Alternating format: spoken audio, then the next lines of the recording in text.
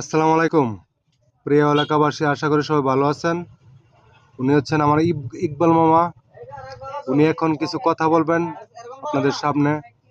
আপনার কথাগুলো মনোযোগ দিয়ে শুনবেন, খুবই গুরুত্বপূর্ণ কথা।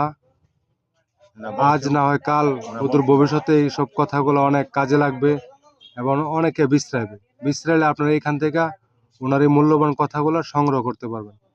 ওনার কথাটি একটু শুনেন আপনারা সবাই মন দিয়ে। মামা, আসসালামু আলাইকুম কে সবার সাথে শুরু করেন। বিসমিল্লাহির রহমানির রহিম। আসসালামু আলাইকুম রাহমাতুল্লাহি ওয়া বারাকাতুহু। আমি বিশেষ করে আমার বংশের যে নতুন প্রজন্মগুলি তারা অনেকেই আমার বংশের নামগুলি, অতীতের নামগুলি জানে না, এগুলি আমি সংগ্রহ করছি। আমি মোহাম্মদ ইকবাল হোসেন। আমার আব্বুর নাম হলো মৃত আফরুদ্দিন খলিফা ব্রেকেটে মেম্বার। আমার বাড়ি শেরপুর উত্তরপাড়া।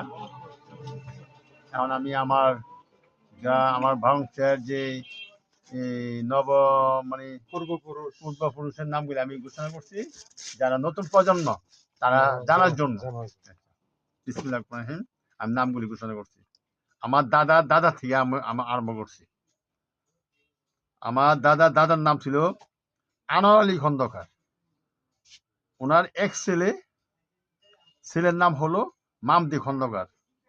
মামদি খন্দকারের 3 ছেলে। 1 নাম্বার মাদার বক্স, 2 নাম্বার ইমাম বক্স, 3 নাম্বার রহিম বক্স। রহিম বক্সের মাদার বক্সের 5 ছেলে 1 মেয়ে। ছেলেদের নাম হলো রেকমত আলী, আব্দুল হাকিম, সুদাত আলী, আবু সায়েদ, আব্দুল গফুর এবং মেয়ের নাম হলো কালামা বেগম।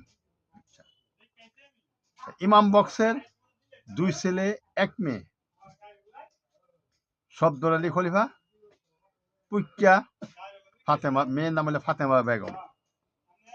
রহিম বক্সের 3 ছেলে 6 মেয়ে। ছেলেদের নাম হলো আফাদুদ্দিন খলিফা, সাবেক মেম্বার, শাহাদুদ্দিন, ফয়জুদ্দিন। মেয়ের নাম হলো আফাদুদ্দিন খলিফা। উনি মেম্বার কত সালে আছেন? উনি 1984-তে। 1984 সালে ওনার বাবা, আপনার বাবা না? আমার বাবা মেম্বার ওনার ছিলেন বাবা মেম্বার ছিল এবং শেরপুর। জি, প্রচন্ড শেরপুর হ্যাঁ, আর নয়াচর 3 নং ওয়ার্ডের একটাই মেম্বার, একটাই 3টা ছিল মেম্বার ওই ছিল আর সময়, কি। একটাই যাক। হ্যাঁ, এর মধ্যে আব্বা হলো প্রথম ছিল। আপনার বাবা প্রথম ছিল মেম্বার, পরে ছিল দেলোয়ার মেম্বার, দেলোয়ার মেম্বার নয়াচরের দ্বিতীয়।